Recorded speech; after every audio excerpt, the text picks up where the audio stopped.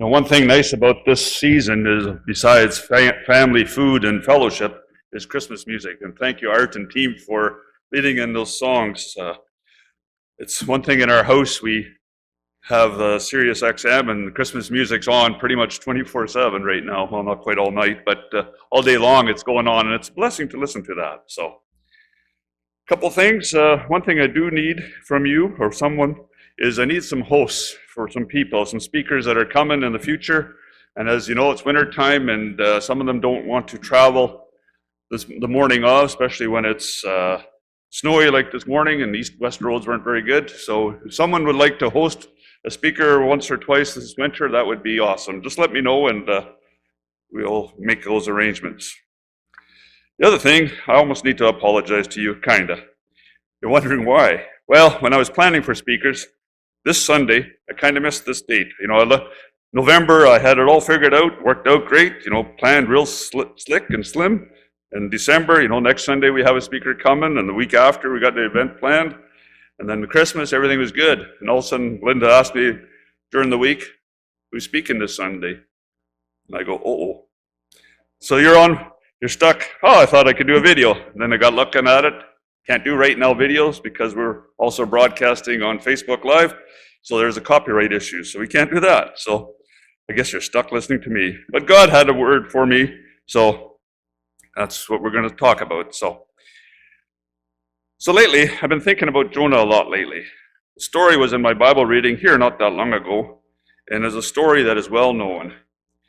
So let's turn to the book of Jonah. I'm going to read chapter 1 and some other verses out of that book. Jonah chapter 1.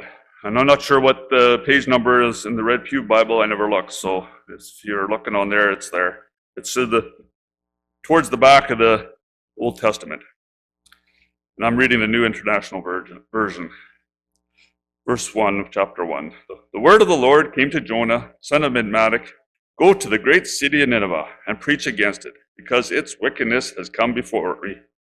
But Jonah ran away from the Lord and headed to Tarshish. He went down to Joppa, where he found a ship bound for that port. After paying the fare, he went aboard and sailed for Tarshish to flee from the Lord. Then the Lord sent a great big wind on the sea, and such a violent storm arose that the ship threatened to break up. All the sailors were afraid, and each cried out to their own God, and they threw cargo into the sea to lighten the ship. But Jonah had gone down below deck, where he lay down and fell into a deep sleep. The captain went to him and said, "How can you sleep? Get up and call on your God. Maybe he will take notice of us, so that we will not perish." Then the sailors said to each other, "Come, let's cast lots to find out who is responsible for this calamity." They cast lots, and the lot fell on Jonah. So they asked him, "Tell us, who is responsible for making all this trouble for us? What kind of work do you do? Where do you come from? What is your country? From what people are you?" He answered, "I am Hebrew, and I worship the Lord, the God of heaven, who made the sea and the dry land." This terrified them, and they asked, "What have you done?" They knew he was running from the Lord because he already told them. The sea was getting rougher and rougher, so they asked him, "What should we do to you to make the sea calm down?" "Pick me up and throw me into the sea," he replied, "and it will become calm, and that is my fault that this great storm has come upon you."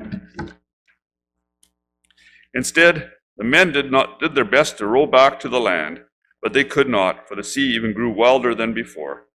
Then they cried out to the Lord, "Please, Lord, do not let us die for making this man's life.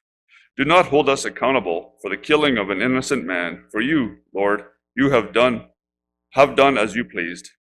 Then they took Jonah and threw him overboard, and the raging sea grew calm. At this, the men greatly feared the Lord, and they offered a sacrifice to the Lord and made vows to him.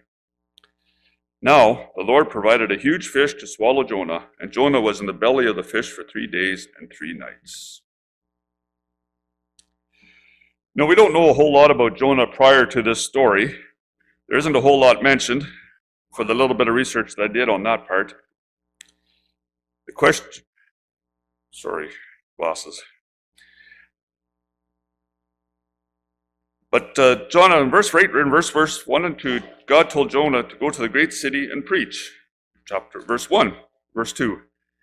Having coffee in the shop one day with a few fellas, the question was asked. We were talking about this just over coffee, and how bad was the wickedness at that time? The group of us that were there, we figured and speculated that it was much similar to the times that we live in now. Everyone did right what was in their own eyes. Each were out for themselves.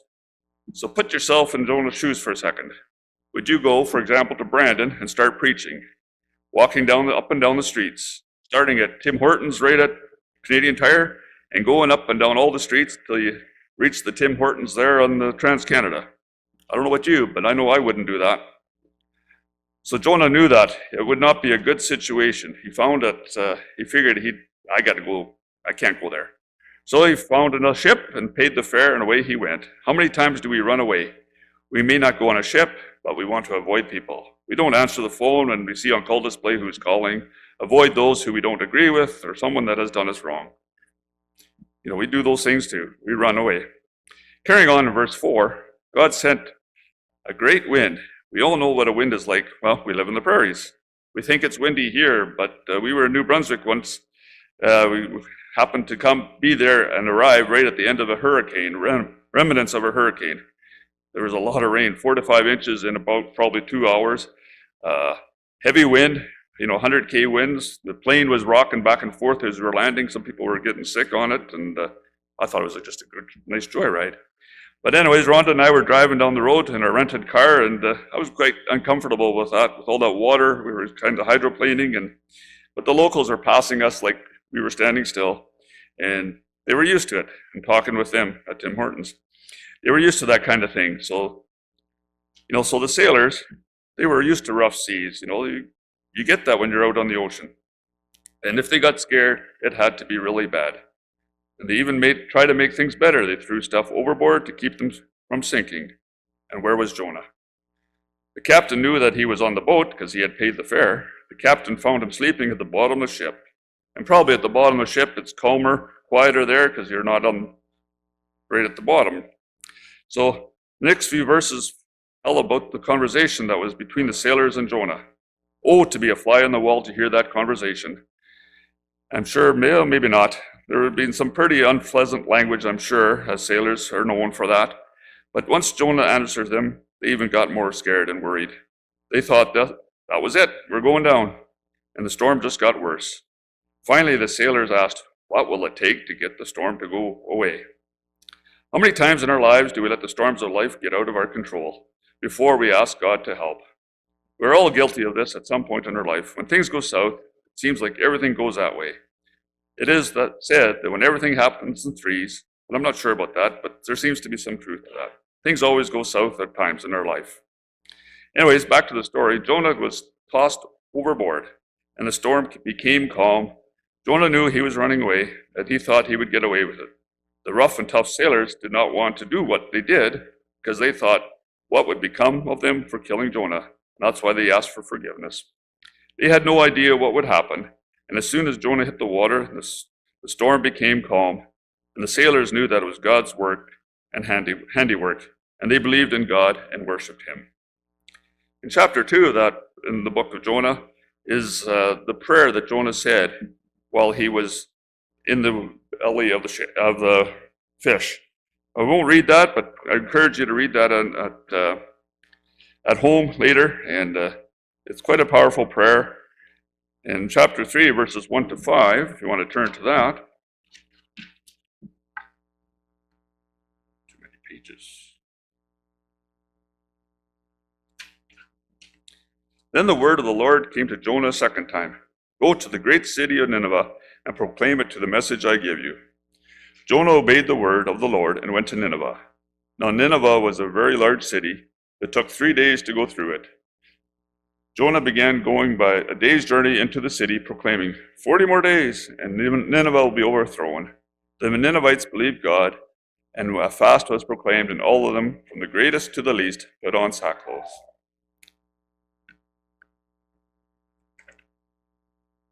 The word of the Lord came a second time, and proclaimed the message that God gave to him. Nineveh was big city, as I just said. According to Google, the size of the city would be about 3 square miles, or about 9 sections of land for those that farm. I'm not sure but it could be about the size of Brandon, give or take. Anyways, the people believed and heard. So as you're walking around Brandon, proclaiming the gospel by yourself, people listened. It's an amazing story, actually. So you're wondering why would I tell this story during this Christmas season? This whole reason for this season is for God to make it easier to get to heaven. He gave us a second chance. God gave Jonah a second chance to go to Nineveh, and Jonah did go. This past summer, a farmer and his wife were walking along Clarny Beach. We'll call them David and Rhonda, and stumbled upon a glass teapot. And lo and behold, a genie came out. She said, "You know, I've been stuck here for many months, and since you released me, I'll give you 2 wishes." So the farmer, David, wished for $20 canola. Farmer guy, eh? Sure enough, the price was there. After a while, the farmer went back and found the genie and asked for the second wish. He asked for $20 canola. Genie asked, "Well, didn't you ask that the first time?" He says, "Yeah, but this time I would sell it." How true is that? The first time we can't believe it, or we didn't think the price would go there. Next time we just sell. No questions. We got a second chance. How many times do we need or get a second chance? In the Old Testament, if you wanted to get to heaven, there's a lot of rituals and sacrifices that needed to be done. God wanted it easier for us to get to heaven. As it says in John 3:16, "For God so loved the world that he gave his one and only Son, that whoever believes in him shall not perish, but have eternal life." Only by the grace of God we are saved. God gave us a second chance. This past year has been a tough one here at Lakeview Community Church. There are many opinions on a lot of things, especially on this COVID deal. Many times when the rules came out, they were confusing. There were at times when the announcement came out and the rules were printed, but when the rules were actually printed, there was changes and they weren't always announced. So how can you make a decision? We needed a second chance. Then the government websites did not always say the same things each time I checked. And I have actually printouts that are different and printed 2 days apart. So how do you know? We need a second chance. It is better now. The government people got their act together, and there's been some questions on the decisions that have been made. I've been trying my best with the information that I have, and having talked with some government officials that I regularly talk to. They tell me, "Do the best you can." And I believe we're on the backside of this, but things will never be the same we were. There's been families torn apart because of this COVID, not just in the church, in our church family, but everywhere, in town, across the country, everywhere. And that's not a good thing. But we have God's grace. We're special. We have God's grace, and we need a second chance for relationships to be restored, whether it's your family or a person sitting in the pew next to you. Nothing be more powerful to our town than all of us coming together and rebuilding relationships and giving people a second chance. This Thursday, as it was announced, the council is calling a conversational meeting. You would have received an email on Friday with some of the details. I realize this is short notice. However, if we do not do this shortly, we wouldn't be able to meet till the new year, and just would take so much longer and everything. We need to progress. Continue to pray in your triad groups, even over the Christmas holidays, and also continue to pray for Jason Dick, as he's going to help me with this. And as we plan this and continue to plan this, and I ask you to come with an open heart to listen and understand each other. And mostly important, as Brian said, let's seek God and seek Jesus as we work through these challenges. Just like Jonah, who got a second chance, let's give others and ourselves a second chance to make things right between us and with God. Amen.